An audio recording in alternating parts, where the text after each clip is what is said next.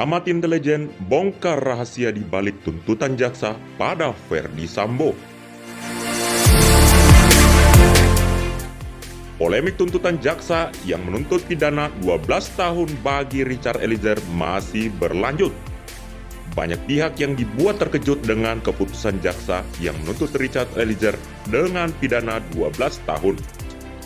Di mana tuntutan tersebut jauh lebih berat dari terdakwa Putri Chandrawati, Ricky Rizal, dan Kuat Ma'ruf yang hanya dituntut 8 tahun pidana.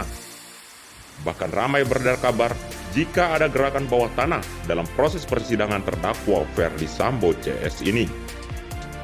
Salah satu pihak yang turut kecewa dengan keputusan jaksa tersebut adalah Sulaiman B. Ponto selaku pengamat intelijen. Dalam satu kesempatan, Sulaiman menuturkan tanggapan terkait tuntutan pidana 12 tahun bagi terdakwa Richard Eliezer. Dengan tegas, Sulaiman mengatakan jika terdakwa Richard Eliezer jelas dikesampingkan oleh pihak jaksa dalam kasus ini. Eliezer dari awal sudah dibilang jaksa ini mengesampingkan Eliezer dibandingkan dengan Ricky. Ricky itu seorang sersan polisi lalu lintas. Ingat, sersan Polantas.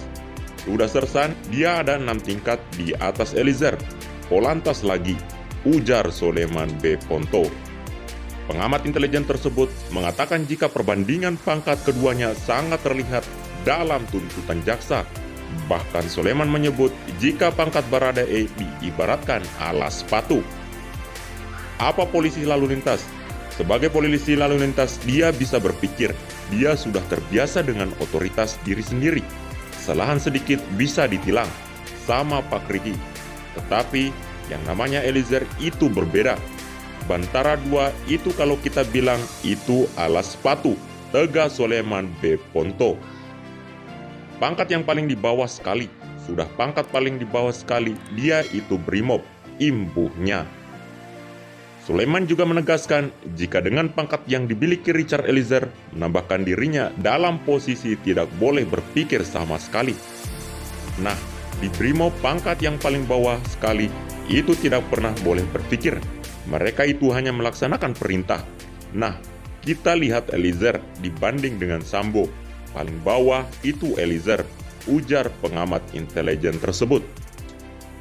Selain itu, Sulaiman juga menjelaskan bukti jika Richard Eliezer benar-benar hanya bisa menjalankan perintah dan tidak boleh berpikir terlebih dahulu. Nah, kita lihat lagi di persidangan ada hal-hal sebelum terjadi itu. Ada pertama pertemuan Pak Sambo dengan Eliezer. Sambo sudah tanya mana senjatamu ada? Ada. Ini peluru, isi senjatamu. Nah, itu yang kedua.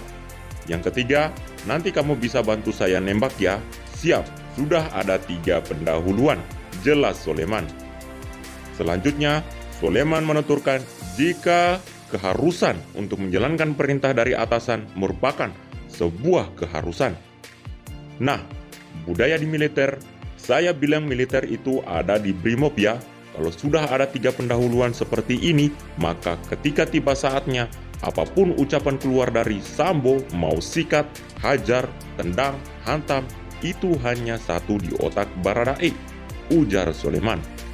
Lebih lanjut, ia menuturkan di otaknya hanya satu tembak mati, ulangi tembak mati. Karena apa? Karena sudah dikasih peluru, sudah dibilang tembak, sudah ditanya senjatanya.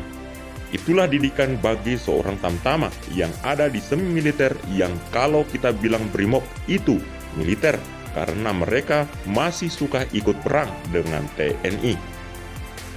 Sehingga dengan demikian, Sulaiman menegaskan jika Richard Eliezer murni hanya bisa menjalankan perintah dari Ferdy Sambo saja dalam kasus ini.